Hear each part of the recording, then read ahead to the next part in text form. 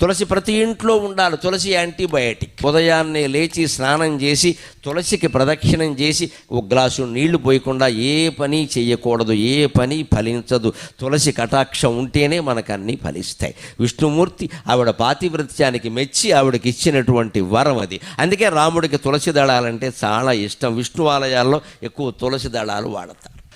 విష్ణుమూర్తికి అలంకారాలు బాగా ఇష్టం. అందుకని మల్లె పూలదండ, చామంతి పూలదండ, బంతి పూలదండ, గులాబీ పూలదండ, నీ ఇష్టం వచ్చిన పూలదండలు అన్నీ పట్టుకొచ్చి విగ్రహం మీద బారేస్తే వచ్చే ఇబ్బంది ఏమిటో తెలుసా? విగ్రహంలో పురుగులు చేరతాయి.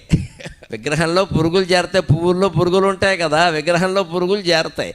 ఆ చేరినటువంటి పురుగులు విగ్రహానికి హాని చేస్తే అక్కడే చనిపోతాయి, అక్కడే కుళ్ళిపోతాయి, రకరకాలుగా అవుతాయి. ఆ విగ్రహానికి పట్టిన మురికి మొత్తం పోవాలి అంటే విష్ణుమూర్తి ఆలయాల్లో తులసిమాల తప్పకుండా వెయ్యాలి. అది శాస్త్రీయమైన ఆచారం. హిందూ దేవాలయాల్లో పాటించే ప్రతి ఆచారం శాస్త్రీయం.